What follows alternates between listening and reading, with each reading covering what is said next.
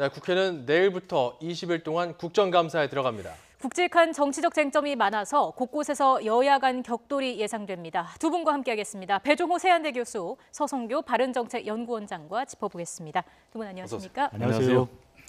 자, 이제 문재인 정부 출범 이후 사실상 첫 국정감사가 시작되는 건데요. 배 교수님, 일단 이번에 좀 특이한 게 재벌 총수들은 대거 빠지고 유명인들이 또 증인으로 채택됐다면서요? 그렇습니다. 이제 과거에 국정감사하면 단골 손님이 재벌 총수들이었습니다. 증인으로 채택해서 질타하는 그런 모습들을 많이 봤는데 이번에 이제 재벌 총수들을 부르지 않았어요. 부르지 않은 이유는 이제 크게 두 가지인데 지금 경제가 굉장히 어렵지 않습니까? 예. 그런데 또 재벌 총수들을 불러가지고 그렇게 질타하는 모습이 오히려 경제 활성화에 좀 역행하는 그런 모습 아닌가라는 이제 그런 지적이 있기 때문에 좀 의식할 것 같고 두 번째로는 지금 증인 이제 실명제가 채택이 됐거든요. 2016년부터. 근데 과거에는 이제 너무 증인들을 마구잡이로 불러가지고 거기에 대해서 이제 비난 여론이 있어서 이 두 가지 때문에 이번에는 이제 대기업 4대 그룹 총수는 부르지 않았고 대신 중견 그룹의 기업 실무자들은 한 100명 정도, 지난해보다 2배 정도 불렀고요. 또 특이한 게 신동열 야구 국가대표 선동열 감독을 이제 불렀어요. 왜냐하면 이제 오신환 선수 병역 면제 관련해서 논란이 좀 많았지 않습니까? 네. 그 부분에 대해서 좀 집중적으로 여야가 좀 추궁을 할 것으로 보이고요. 그리고 이제 백종원입니까? 이분이 이제 더번 코리아 외식업계 기업을 운영하고 또 뭐 요리 쪽으로 굉장히 전문가인데 이분 불러가지고는 이제 자영업 대책을 좀 물어볼 것 같고 그리고 또 김영란 전 대법관 이분 불러서는 이제 현재 이분이 대입제도 개편 공론화위원회 위원장이거든요. 그런데 이 과정에서 과연 공정성이 침해됐느냐라는 부분을 좀 따지기 위해서 이런 분들을 이제 모셔서 한다고 그러는데 어쨌든 간에 이번 국감 사실상 문재인 정부 들어서 첫 국감이거든요. 예. 그래서 여야 간의 기싸움이 굉장히 치열할 것으로 보입니다. 네, 지금 말씀해 주신 것처럼 벌써부터 정치권의 신경전이 뜨겁습니다. 각 당이 이번 국감에 대한 입장들을 밝혔는데 저희가 준비한 그래픽을 보면서 함께 좀 얘기를 나눠봤으면 좋겠습니다. 자, 먼저 더불어민주당의 국감 기조는 평화는 경제라는 슬로건으로 정하지 않았습니까? 네, 그렇습니다. 이게 원래 국정감사는 야당은 창, 즉 공세를 펼치고요. 여당은 정부를 방어하는 방패 역할을 하는데 네. 아무래도 여당 입장에서는 문재인 정부 지금까지의 그래도 성과라고 이야기할 수 있는 남북 관계 개선, 북한의 핵 폐기의 진전, 그다음에 북한과 미국과의 정상회담, 뭐 이런 남북한 간의 어떤 평화 무드 조성 이런 것들이 큰 성과로 이루어지고 있는데 이제 문제는 경제에서 참 지금 문제가 많이 드러나고 있지 않습니까? 그래서 이 북한 평화 모드를 어떻게 경제와 연결시킬 것인가? 결국은 남북한 간의 평화가 나중에 경제 성장, 경제 발전을 이끌 수 있는 동력이 될 수 있다. 이런 측면에서 이제 뭐 평화는 경제다 이렇게 슬로건을 정한 것 같습니다. 네. 예. 자, 그리고 또 자유한국당을 보면요. 이렇습니다. 재앙을 막는 국감, 미래를 여는 국감, 그리고 민생 파탄 정권 심판 국감입니다. 슬로건이 좀 무시무시한데요. 이게 어떤 점을 좀 공략할 것으로 보십니까? 지금 이제 말씀하신 대로 슬로건이 굉장히 격앙된 이제 그런 표현인데요. 지금 아시는 것처럼 자유한국당 굉장히 위기지 않습니까? 최순실 국정농단 사태로 박근혜 전 대통령이 구속됐고 그리고 또 이명박 전 대통령 구속되면서 사실상 보수가 괴멸된 그런 상태 아닙니까? 그러다 보니까 노무현 전 대통령의 책사라는 이제 김병준 비대위원장을 외부에서 영입을 해가지고 왔는데도 불구하고 현재 10%대의 정체 현상을 보이고 있거든요. 네. 근데 이제 이대로 계속되면은 지금 앞으로 보수 대통합을 꿈꾸고 있는데 거기에 대해서 동력이 지금 받쳐주지 못하고 있거든요. 그래서 이번 국정감사에서 좀 확실히 한국당이 여당을 압박해서 앞으로 보수 대통합의 중심 정당으로 또 동시에 더 나아가서는 수권 정당으로서 좀 존재감을 보이겠다라는 이제 그런 계산이 담겨 있는 것 같은데 문제는 지금도 자유한국당이 친박이다 비박이다 그런 계파 갈등이 존재하고 있고 여기다 또 이제 김병준 비대위원장이 인적 쇄신에 대해서 굉장히 진도를 못 내고 있는 그런 상황 아니겠습니까? 네. 그래서 현재 조직 강화 특위가 제대로 잘 꾸려지지 않고 있는데 앞으로 이런 상황에서 이번 국감에서 자유한국당이 얼마나 큰 파워를 발휘할 수 있을지 그것도 좀 미지수라고 말씀드릴 수 있겠습니다. 예, 단단히 벼르고 있는 모습인데 문재인 정부의 5대 쟁점을 바른미래당은 파헤친다 이런 입장을 보이고 있습니다. 여기서 말하는 5대 쟁점은 어떤 걸 말하는 걸까요? 네, 아직 구체적인 쟁점에 대해서는 이야기를 하지 않고 이제 기조를 이야기하고 있는데요. 문재인 정부의 무능함, 그리고 무모함, 그리고 비겁함, 또 불통, 신적폐 이제 이런 것들을 중심으로 해서 정부 여당의 실책을 비판하겠다고 하는데 아무래도 핵심은 민생 경제와 그다음에 지금 남북 간의 평화 모드가 조성되고 있지만은 이 속에서 안보 문제가 조금 누락되고 있기 때문에 이 경제와 안보 문제에 아무래도 바른미래당이 집중하지 않을까 그렇게 보여집니다. 예. 그리고 또 뭐 비교섭단체긴 하지만 민주평화당, 정의당 이쪽에서는 어느 정도 목소리를 가지고 이번 국감에 좀 임하게 될까요? 지금 이제 민주평화당하고 정의당은 노회찬 전 원내대표의 별세로 인해서 교섭단체의 지위가 상실됐지 않습니까? 그래서 상당히 이번 국감에 좀 제한된 그런 역량을 보이겠지만 나름대로 기본적으로 민생, 평화 이 두 기조에 굉장히 충실하겠다라는 입장이거든요.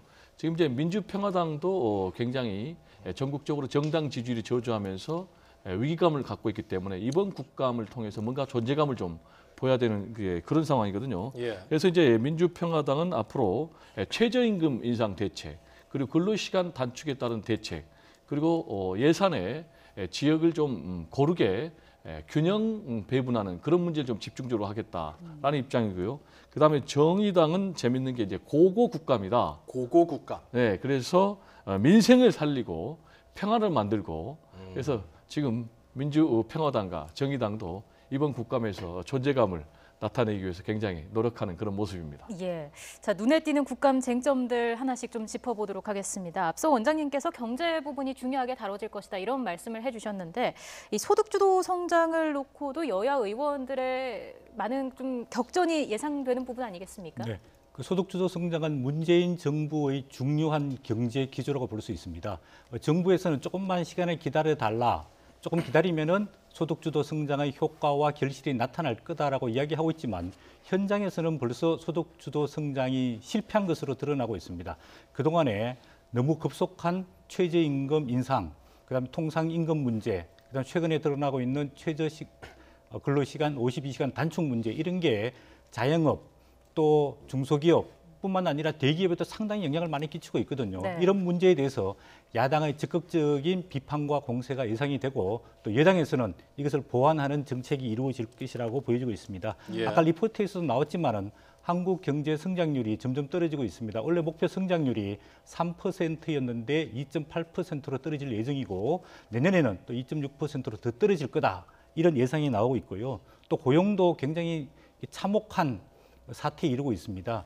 아마 아직 9월 고용 지표가 발표가 되지 않았는데 김동연 경제부총리에 따르면은 9월 달 고용이 마이너스로 돌아설 가능성도 있다. 이럴 정도로 굉장히 걱정이 크거든요.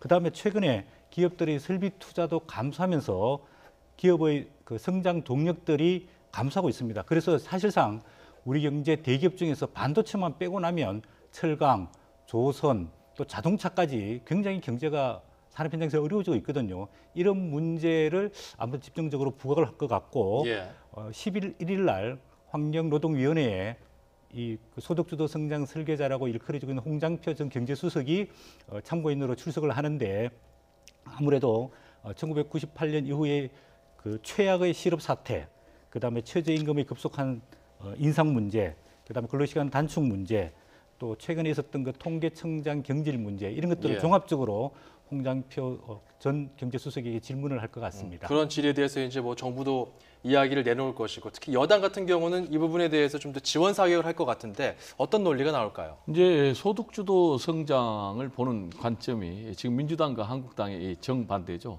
지금 민주당은 소득주도 성장이 이것만 있는 것이 아니고 혁신성장, 공정경제하고 맞물려야 되는데 이 부분이 좀 미흡하다. 그래서 현재 소득주도 성장, 혁신 성장 그리고 공정경제 이 부분에 있어서 성공적인 부분은 계속해서 끌고 나가고 좀 미진한 부분은 수정하거나 보완하겠다. 특히 이제 최저임금제 부분에 대해서 굉장히 좀 유연하게 접근하겠다 그런 뜻이고 지금 이제 최근에 경제 고용 관련해서 나쁜 지표들의 원인이 그럼 어디에 있느냐? 결국 이제 과거에 9년 동안에 보수 정권의 정책 실패에 따른 그런 구조적인 문제가 근본적인 원인이다라는 것이고, 그럼 이제 과거 이전 정권에서 이른바 이제 대기업 중심의 경제 구조 아니었습니까? 그래서 그 논리가 뭐였냐면 이제 대기업을 통해서 고용 그리고 소비해서 경제 활성화 그리고 또 낙수 효과를 볼 수 있다. 그럼 이제 서민들까지 잘 살 수 있다라고 했지만은 대기업 중심의 경제 성장이 실제로 이루어지지 않았고 고용 창출도 이루어지지 않았거든요. 그래서 이제 이런 부분에 대해서 여당은 흔들림 없이 앞으로 소득주도 성장 그리고 공정경제 혁신 성장 계속 밀고 나가되 유연하게 최저임금제 도입하겠다. 다만 지금 이제 700만에 달하는 자영업자 여기에 대해서 분명한 해결책이 나와야 된다. 그러기 위해서는 공정한 경제 생태계를 마련해 줘야 되고 또 사회 안전망을 좀 확충해야 된다. 이런 부분에 대해서 앞으로 역점을 두고 펴나갈 것으로 그렇게 전망이 됩니다. 네, 여야 의원들의 격전이 예상되는 상황인데 그런가 하면 국회 기획재정위원회에서는 한국당 심재철 의원의 비인가정부 유출 의혹과 관련해서 심 의원의 사퇴를 요구하면서 국감 보이콧을 주장하고 있지 않습니까? 그렇습니다. 이제 기재위가 이번 국감에 이제 가장 뜨거운 국감이 될 것 같아요. 말씀하신 대로 이제 소득주도 성장 문제도 여기서 나올 것이고, 그리고 김동연 경제부총리 그리고 심재철 의원 간에 제 2라운드 공방이 펼쳐질 가능성이 높거든요. 일단 당장 이제 민주당에서는 심재철 의원은 기재위 의원으로서 자격이 없다, 사퇴해라. 그렇지 않으면은 우리는 이 국감을 보이콧하겠다. 라는 이제 그런 입장이기 때문에 시작부터 여야 간에 불꽃 튀는 접전이 예상이 되고요. 쟁점은 과연 심재철 의원이 지금 비인가 행정 정보를 적법한 절차에 의해서 취득을 했느냐, 아니면 이게 불법한 절차를 통해서 취득한 불법 자료냐라는 게 쟁점일 것 같고, 두 번째는 심재철 의원이 폭로한 그런 주장들이 과연 사실이냐 아니냐, 이 두 가지가 이제 핵심 쟁점이 될 것으로 그렇게 전망이 됩니다. 이런 부분은 법적인 부분은 좀 차치하고 놓고 보더라도 심재철 의원이 기재위에서 추가적인 어떤 폭로를 이어가지 않을까, 여기에 대해서도 좀 궁금증이 있는데요. 네, 이 부분이 아마 여야 간에 또 야당과 정부 간의 논란의 핵심이 될 것 같습니다. 그렇기 때문에 여당에서는 심재철 의원의 사퇴를 요구를 하고 있습니다. 왜냐하면 검찰에 고발돼서 조사를 하고 있기 때문에 재척의 사유가 있다. 이래서 기재위에서 사퇴해야 된다 이렇게 주장을 하고 있는 반면에 아직까지 수사 중이기 때문에 기재위에서 재척 사유는 되지 않는다라면서 야당이 거꾸로 이런 그 소득주도 성장의 실패 책임을 물어서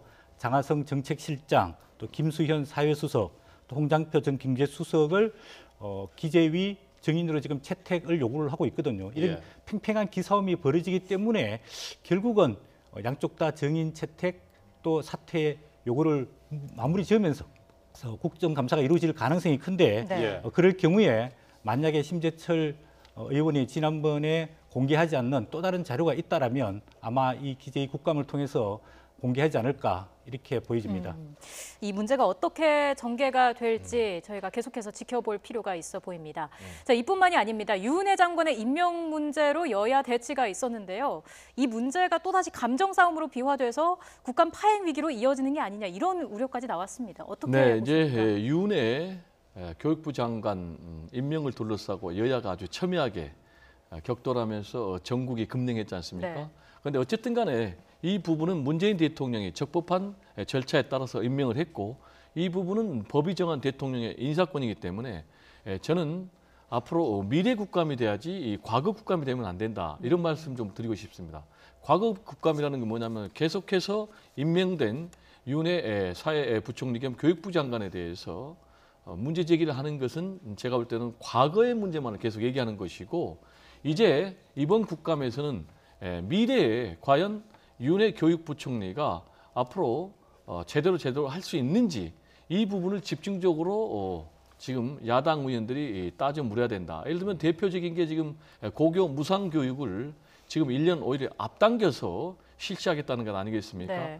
그러면 대략 재원이 8조 정도 드는데, 그럼 이 재원 마련을 어떻게 할 것인지 라는 부분에 대해서 집중적으로 제가 볼 때는 좀 따져 물어야 될 것 같고요. 그리고 또 지금 유치원에 방과 후 영어 놀이교육을 허용하겠다. 또 그리고 앞으로 초등학교 1, 2학년 방과 후 영어 교육을 허용하겠다라는 이제 그런 입장 아니겠습니까? 예. 그래서 이런 부분 그리고 더 나아가서 이제 대입제도 개편에 대해서 계속해서 바뀌니까 지금 학부모, 수험생들이 너무 불안하지 않습니까? 그래서 앞으로 대입제도 개편을 좀 안정적으로 마련하는 방안 이런 부분들에 대해서 예. 야당 의원들이 꼼꼼하게 따져볼 필요가 있다 이런 생각입니다. 판문점 선언 비준 논의는 어떨까요? 지금 뭐 9월 평양 공동선언까지 나온 상황이기 때문에 아무래도 정치권에서도 특히 이번 국감 때에서도 이 판문점 선언 비준 논의를 안 하진 않을 수 없을 것 같은데요. 네, 아마 여당에서는 비준 동의안을 처리하려고 노력은 할 텐데 현실적으로는 조금 어렵지 않을까 이렇게 보여집니다. 왜냐하면 첫 번째로 바른미래당이 캐스팅 보트를 쥐고 있는데 바른미래당이 비준 동의안에 일단 반대하고 나섰습니다. 네. 그리고 숫자적으로는 뭐 민주당과 또 민평당과 정의당과 무소속을 합치면 150석이 넘어서 처리는 할 수 있지만은 이 남북 그 판문점 선언이라는 게 남북 간의 평화를 위한 선언인데 이 평화를 위한 선언을 우리 국회에서 강제적으로 물리적으로 조금 통과시키는 것은 부적절하지 않을까 보여지고 있고요.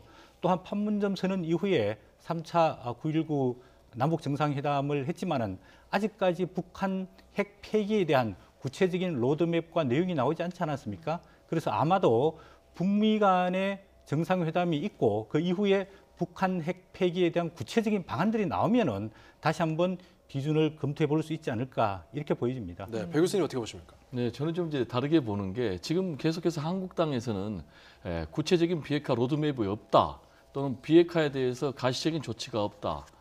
심지어는 이제 이전에 홍준표 전 대표 같은 경우는 뭐 판문점 선언에 대해서 뭐 위장평화쇼다라고 했지만 지금 괄목 상대할 만한 남북관계 변화가 일고 있지 않습니까? 그리고 이번에 폼페오 미 국무장관이 4차 북한을 방문해서 김정은 위원장과 만나서 상당히 놀라운 진전을 이뤘다. 이렇게 얘기하고 있지 않습니까? 그래서 지금 2차 북미 정상회담이 공식화되고 지금 이제 시간, 장소를 둘러싸고 물밑 조율이 한창인데 결국은 지금 북한에서 미국의 핵 사찰을 사실상 허용을 했지 않습니까? 그게 더 나아가서 미국이 상응한 조치를 하게 될 경우에는 영변의 핵시설까지 사찰을 허용하게 되면은 미국이 평양에 대표부를 파견하게 되면은 결국 이제 한반도의 평화체제 협정으로까지 가는 놀라운 변화가 새로운 질서가 형성이 되거든요. 근데 이거는 시대의 흐름이기 때문에 이거는 외면할 수 없다. 그리고 이걸 계속해서 외면하면은 결국은 한국당이 오히려 국민들로부터 시대로부터 외면을 받을 수 있다라는 좀 경각심을 가져야 되겠고 그리고 이제 판문점 비준 국회 동의안이 굉장히 중요한 이유가 첫째는 법적인 이유 때문에 그렇습니다. 남북관계 발전법에 중대한 재정이 투입되는 것은 국회 비준 동의를 거쳐야 되고 그리고 또 이게 돼야만이 정권이 바뀌어도 안정적으로 남북관계를 끌고 갈 수 있지 않겠습니까? 그런 점에서 저는 판문점 선언에 대한 국회 비준 동의안 처리가 좀 필요하다 이런 입장입니다. 네. 한마디만 말씀드리면요. 예. 교수님께서 자유한국당만 이야기하는데 어제 오늘 바른미래당에서 회의를 해가지고 이 판문점 비준 동의안이 필요 없다. 비준을 대통령이 하고 실행만 하면 되는 거지 왜 국회에 제출해서 남남 갈등을 일으킬 필요가 있느냐 이렇게 이야기했기 때문에 아직은 국회에서 동의하기보다는 좀 더 성숙되고 난 뒤에 국회에서 처리할 수 있는 기회를 가지는 게 좋지 않을까 이런 생각이고요. 그다음 아까 교수님께서 남포 간의 핵 폐기 일부 절차에는 돌입한 것은 맞습니다. 예를 들어서 풍계리 핵실험장 폐기라든지 또 영변 핵시설에 대한 검증 이후에 폐기를 하겠다. 일부는 나와 있지만은 북한이 현재 개발한 핵무기가 몇 개이며 또 개발한 ICBM이 얼마나 있으며 이런 부분에 대해서 북한이 아직 공개를 하지 않고 있거든요. 아마도 만약에 북미 2차 정상회담에서 이 부분이 전부 다 리스트가 공개가 되고 그다음에 폐기 절차가 나오게 되면은 그때 가서 국회 비준 동의를 해도 저는 늦지 않다고 그렇게 보입니다. 알겠습니다. 지금도 뭐 늦지 않았다 아니다 지금 필요하다. 여기서부터 이렇게 뜨거운데 국감장에서는 얼마나 뜨겁겠습니까? 저희가 이 판문점 선언 비준 동의 처리 문제 어떤 논의가 오가는지도 좀 지켜볼 대목인 것 같습니다. 네, 또 여기에 야당은 평양에서 밝힌 이해찬 대표의 발언까지 문제를 삼으면서 공세를 이어가고 있는데요. 이해찬 대표의 발언 먼저 직접 듣고 오겠습니다.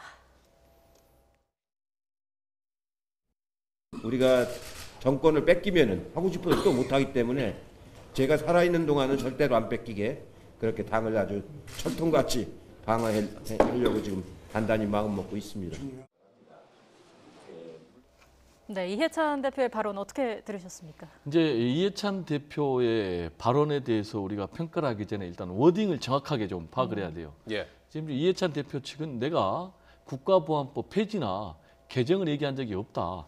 다만 대립과 대결 구조에서 평화 공존 구조로 넘어가는데 그에 맞는 제도나 법률 검토를 할 필요가 있다. 그리고 그 중에 하나가 국가보안법이다. 이렇게 얘기를 했거든요. 그런데 저는 이런 발언을 하게 된 이해찬 의원의 심리 상태가 뭐냐면은 결국은 본인은 노무현 정부의 국무총리로서 남북 관계의 변화를 위해서 교류와 협력을 위해서 삼생 발전을 위해서 굉장히 노력했고 실제로 그 열매들이 개성공단 그리고 금강산 관광 등 아니었습니까? 그런데 보수 정권 9년 동안에 남북 관계가 완전히 단절이 됐지 않습니까? 예. 그래서 이제는 더 이상 그런 일이 있어서는 안 되겠다. 그리고 지금 시대가 과거의 냉전 질서를 종식시키고 한반도 평화 프로세스를 통해서 한반도 평화 체제 구축으로 가고 있기 때문에 더 나아가서는 이제 동북아 다자 안보 평화 체제까지 가고 있는 그런 상황이기 때문에 예. 여기에 걸맞게 미리 좀 한번 준비하자라는 그런 취지로 해석이 됩니다. 그 이해찬 대표는 뭐 폐지나 개정을 얘기한 게 아니다 이렇게 얘기했는데 어쨌든 야권에서는 지금 이 부분에 대해서는 지적을 하고 있습니다. 네, 이게 노련한 정치인들의 소위 말하는 치고 빠지기 작전이거든요. 운을 띄워놔놓고 그거에 대해서 비판이 있으면 말을 조금 완화해서 거둬들이는 건데 이거는 진정한 정치인의 모습이 안 된다라고 보여지고요. 평양 가서 두 가지 발언을 했는데 아까 교수님께서는 이제 국가보안법 뭐 개정이나 폐지 문제에 대해서 말씀해 주셨고 이해찬 의원이 아까 우리 뭐 모니터에 나온 걸로 같이 제가 살아있는 한 절대로 정권을 안 뺏기게 철저하게 마음먹고 있다 이런 이야기를 했는데 네. 좀 정말로 정권을 20년 동안 창출하려 그러면은 좀 더 겸손하게 진짜 국민들의 민심을 잘 보듬고 현재 이루어지고 있는 남북한 개선 방안도 제대로 하나하나 차곡차곡 안정감 있게 해야지 나중에 5년 뒤, 다음에 5년 뒤, 5년 뒤 이렇게 4번 해야지 20년 정권이 창출될 수 있는데 조금 너무 독선적인 발언이라고 보여지고 있고요. 물론 본인이 제가 뭐 20년 동안 살겠어 이렇게 이야기 말씀하셨는데 이해찬 대표의 지금 나이가 1952년생이니까 65입니다. 그러면 20년 동안 더 살 수 있지 않을까 이런 생각이 드는데 만약에 더 살게 되면 어떻게 될까 이런 걱정이 들고요. 그다음 국가보안법 폐지 문제도 사실 이거는 여러 차례 우리 국민들 간에 또 여야 간에 논쟁거리가 되어 왔는데 법이란 것은 절대적인 법은 없습니다. 상황과 환경이 바뀌면 거기에 맞게끔 바꿔야 되는 것도 분명한 겁니다. 그런데 아직까지 구체적이고 실질적인 변화가 없는데 국가보안법을 개정하자 또 폐지하자 이렇게 이야기를 꺼내는 것은 조금 조급하고 성급한 것 아닌가 그렇게 보여집니다. 예, 네, 알겠습니다. 이해찬 대표의 발언 이후 보수 야당의 반발도 좀 만만치 않은 상황 아니겠습니까? 근데 이제 뭐 김병준 비대위원장 입장에서는 또 보수의 입장 논리를 대변해야 되니까 좀 때와 장소에 걸맞는 발언을 해야 된다. 지도자의 소신이지만 그렇게 단서를 달았는데 저는 정치 지도자는 소신이 있어야 된다고 생각합니다. 그리고 비전이 있어야 되고 능력이 있어야 되는데 사실 이제 국가보안법 이게 과거에 독재 정권 시절에 야당, 제야, 민주인사를 탄압하는데 아주 대표적인 악법이었거든요. 특히 이제 찬양 고무죄 같은 거는 굉장히 논란이 있는데 지금 잘 모르지만은 과거에 김영삼 전 대통령이 역군으로 3당 합당을 통해서 가기 전에는 본인도 주장하는 게 이 국가보안법 폐지론자였습니다. 그런데 정치론자로 바뀌었고 그리고 이제 김대중 전 대통령 같은 경우는 대체 입법을 통해서 폐지하자라는 이제 그런 입장이었는데 당시 이제 한국당이 굉장히 이제 반대하니까 한나라당이 반대하니까 못했고 예. 또 이제 노무현 전 대통령 같은 경우에 이게 이제 완전히 폐지해야 된다라는 그런 입장을 분명히 했지만은 이제 한나라당에서 반대를 해서 못했는데 지금 이제 분단의 현실이라고는 하지만은 사실 이게 굉장히 악법으로 악용된 적이 많이 있었기 때문에 제가 볼 때 이제 냉전 질서가 이제 이미 해체되고 새로운 평화 체제 구축과 함께 이 부분도 깊이 공론화 과정을 거쳐서 생각을 해봐야 된다 이런 입장입니다. 일단 뭐 관련해서 김병준 자유한국당 비대위원장의 발언을 듣고 좀 마무리해보면 좋을 것 같습니다. 한번 들어보시죠. 평양을 가셨으면은 오히려 좀 그 보안법 폐지라든가 또 아니면 뭐 정권을 절대 빼앗기지 않겠다라든가 이게 꼭 무슨 무슨 상사한테 보고하듯이 그렇게 이야기하지 말고 오히려 대한민국의 적화를 명시하고 있는 노동당 규약 이걸 두고서 정말 우리 한반도의 평화를 오게 할 수 있겠느냐 이렇게 좀 따져주시던가. 네, 뭐 지도자의 소신일 수 있겠지만 때와 장소를 가려야 한다. 일단 아까 배 교수님 말씀에 덧붙여서 지금 김병준 위원장의 이런 발언이 나왔는데 짧게 한번 이번 발언에 대한 이야기를 좀 정리해 볼 수 있을까요? 네, 이번에 이해찬 당대표가 방북한 것은 당대표나 정치인으로 방북한 게 아니고 노무현 재단 이사장, 즉 민간인 신분으로 북한을 방문했습니다. 근데 민간인 신분으로 방북을 해서 이런 국민을 불안하게 하는 발언, 이거는 때도 맞지 않고 장소도 맞지 않다고 이야기할 수 있습니다. 왜냐하면 국가보안법은 우리 대한민국 일부에서는 개정과 폐지를 요구했지만 북한에서는 통일을 반대한다라고 계속해서 막아왔거든요. 그런 측면에서 이해찬 대표가 다시 한 발 물러서서 평화협정 후에 국가보안법 개정을 논의해 볼 수 있다. 이 말이 정답이라고 보여집니다. 예, 알겠습니다. 그런데 이제 뭐 국민을 불안하게 하는 발언이라는 것은 굉장히 이제 주관적인 것 같고 그건 이제 다르고 그 다음에 이번에 여야 정당의 관계자들이 다 갔어요. 그래서 그 자리에서 또 남북 국회 회담에 대해서도 얘기가 오갔기 때문에 저는 기본적으로 남북 문제는 초당적으로 대처해야 되고 남과 북이 국회회담 등을 통해서 새로운 시대를 열어야 된다 이런 입장입니다. 예, 내일부터 펼쳐진 국감에서 지금 저희가 좀 언급해드린 쟁점들이 어떻게 다뤄질지 국민 여러분들께서도 주목해 보시면 좋을 것 같습니다. 배종호 세한대 교수, 서성교 바른정책연구원장이었습니다. 두 분 고맙습니다. 고맙습니다. 감사합니다.